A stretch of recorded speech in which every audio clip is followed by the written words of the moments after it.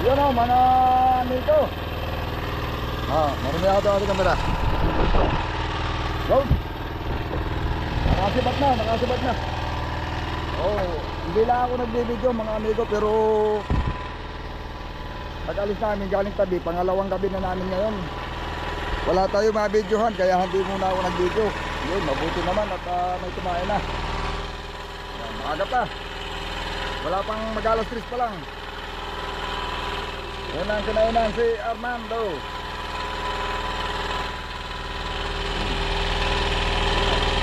Ha? Ba, nadadala yung bangka. Arayan mo daw yung lubid. Arayan mo, layo mo.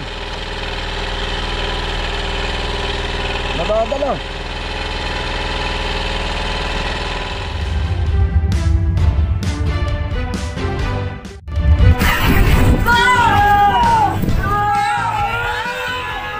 Pagka mag-ana pas-pasti. Baka mabot pa sa buya. Arahan mo.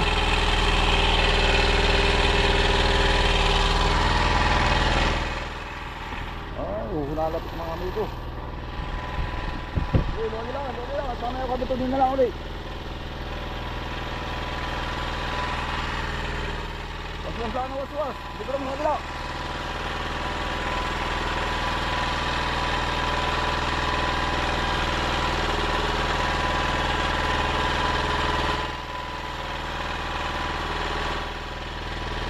Tamugan.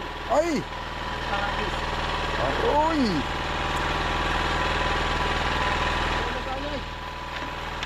Mababaw na sana. Kaya ayun, ayun. Ba, barilis yun. Kapitlan. Hindi.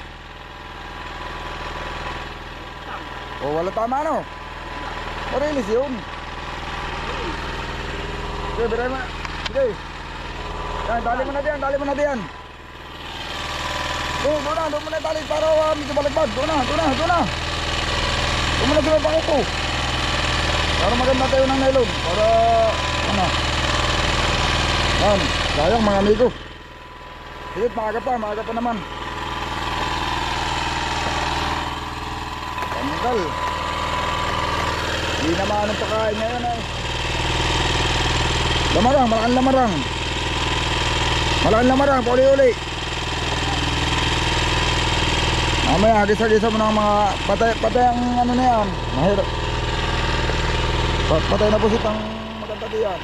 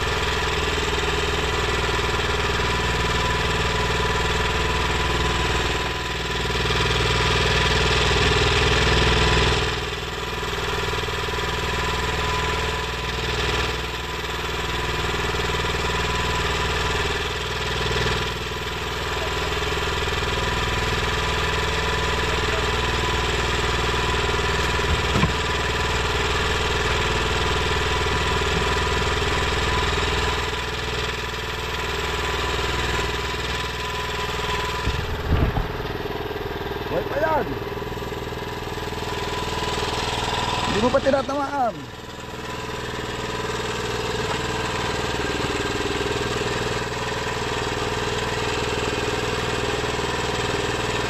Dali na. Ay, lahinga pa. Wala.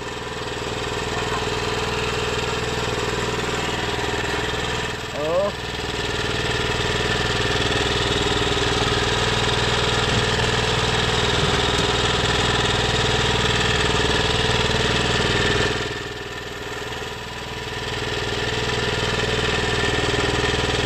tayo pa uli-uli ay.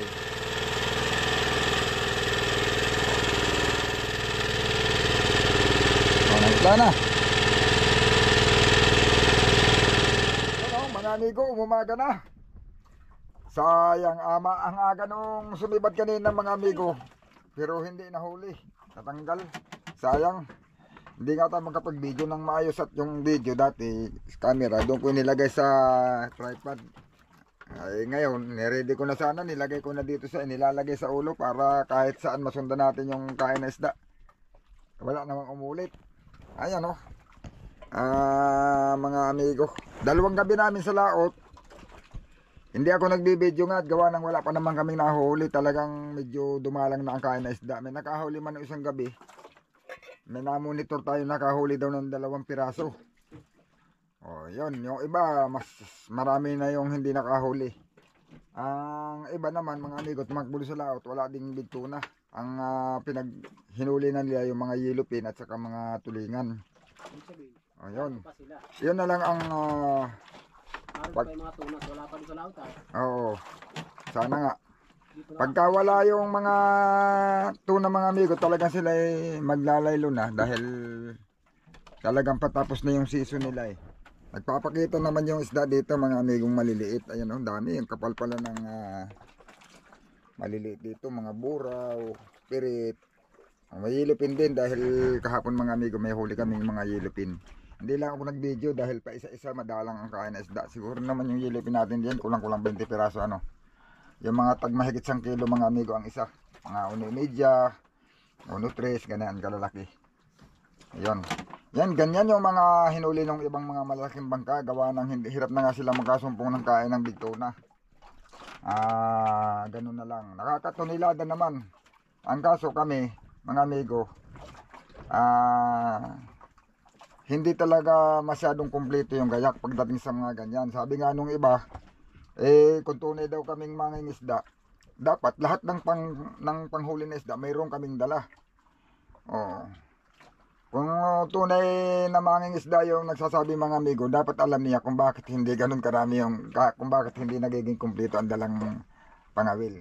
Kasi pwede kang magdala ng napakarami dito na kahit anong klaseng masumpungan mo, mayroon kang gagamitin. Pero pag hindi mo yun nagamit at yun ay nagawa mo na, pag oras na nakasumpong ka na, minsan gagamitin mo, hindi kalawangin na pala. Ganun lang yun. Yan ang, ewan ko lang kung hindi nila, kung mangingisda yun nagko-comment. Kasi kung mangingisda siya, dapat alam niya. Pwede kaming magbaon ng maraming kitang. Igayak namin. Ang kaso minsan, gagastusan lang namin. Hindi din naman namin nagagamit. Gawa ng yung dapat sanang gagamitin na, hindi na mapakanabangan. Kahit anong balot mo yan mga amigo. Oras na hawakan mo na yan ang kamay. Oras na ilabas mo na yan sa box niya. Kahit isilid mo yan sa baruhan o sa kung saan lalagyan na hindi siya mababasa. Talagang papunta na yun sa pagkalawang. Yan ay subok na natin. 1 taon mong simula sa paggayak mo. Hindi, yung malalaking bangka, kaya nagkakaroon yan sila ng mga ganyan mga amigo. Pwede nilang dalahin yan ng naka-box pa lang yung biwas, tapos may dala silang kristalit, may dala silang nylon. Pagka yung oras na matumal, magpapain sila sa laot. Dito sa ganito kalit na bangka mga amigo. Pag medyo, lalo na kung medyo may alon-alon, mabuti kung matitsimpuhan mong ganito lang kakalma, mas madaling gumagawa. Yung kristalit pa lang mga amigo, pag pinapain mo yan, pwedeng mangalat yan pag may hangin hindi lang alam ng iba. Yan. Kaya kami mga amigo, may kulang sa gayak.